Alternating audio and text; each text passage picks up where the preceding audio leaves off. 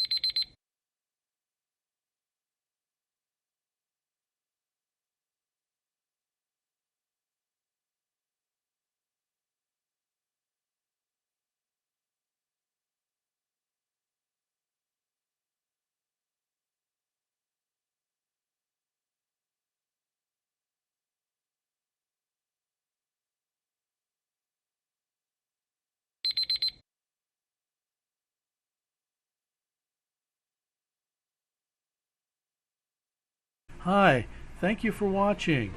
I hope the videos are useful for you. Please subscribe to my channel using the button below.